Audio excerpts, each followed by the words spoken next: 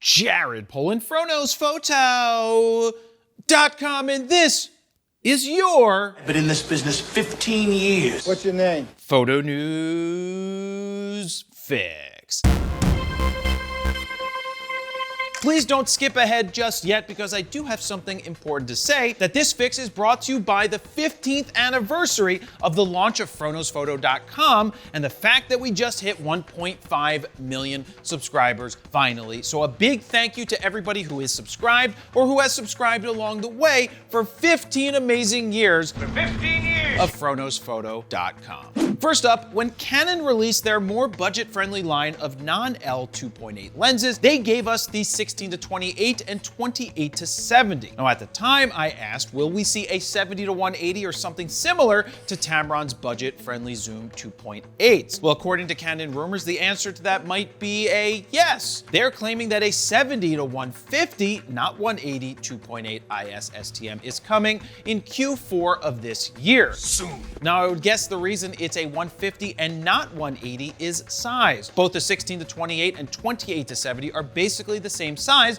and I think Canon would want to try and keep the compactness of a telezoom to a minimum, thus the trade-off of 150 in favor of 180. That's backwards. Thus, the trade-off of 180 thus the trade-off giving you 150, not 180. Good job, Jared. Way to read a script, or write a script right. Damn it. Canon rumors also mentioned something that was interesting, that they've seen a patent for a 70-150 F2 LIS, and if that's real, it will have a lovely place in my arsenal, but we'll have to wait and see. At the end of the day, not everyone needs or can drop $3,000 for the latest 70-200 2.8Z or $2,700 for the older RF. This is purely a guess, but I would put a 70-150 2.8 at roughly around $1,400 without high tariffs, that is. What do you think the price might be if real? Let me know down below. Next up, in a story that came out after Fix went live last week,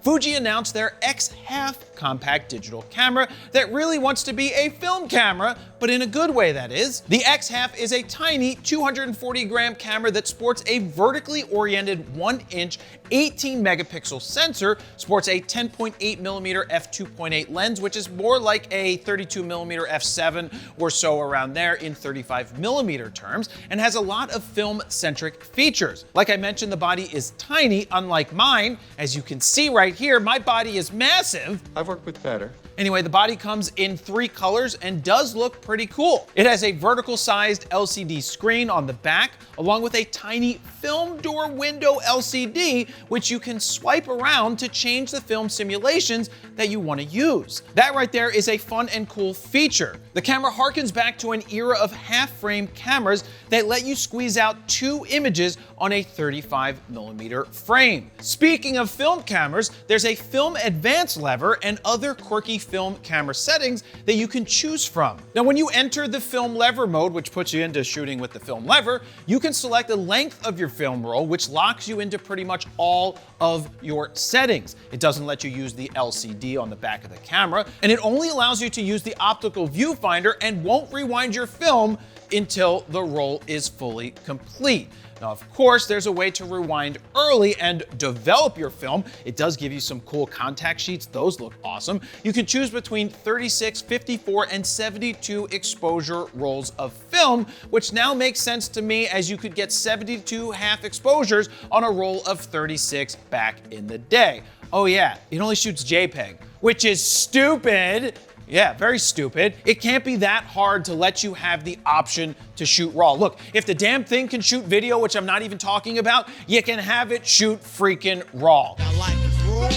Now, at the end of the day, it looks like a fun, quirky camera that probably will get basic quality photos, again, because you can't shoot RAW, but comes in at a hefty price of $850. Now, this isn't the camera that you buy when you're getting into photography. It's the camera you buy because you have extra money to burn and toss around for a fun toy of a camera, or you're a 20-something who thinks buy now, pay later is actually free money, who then blows $850 and then ends up paying more than that in interest because they forgot to pay it off in the first place. Buy now, pay later is bad. Nonetheless, I'd like to get my hands on one of these cameras to play with. That's what she said. Next up, in celebration of 15 years of Fro, 15 years ago.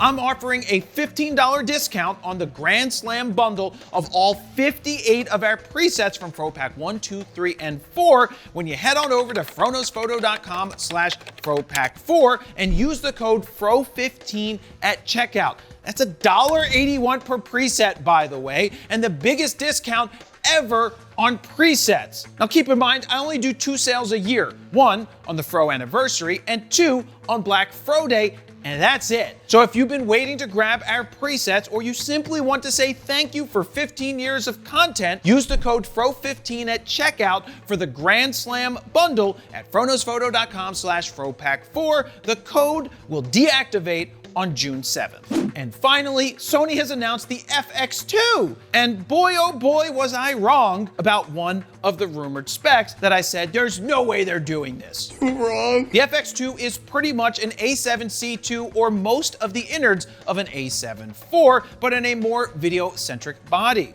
It sports a 33 megapixel sensor, which probably is the same sensor found in the A7C2, which is an odd choice given that the readout speed of that sensor was atrocious. And I mean atrocious. Jelloing for days.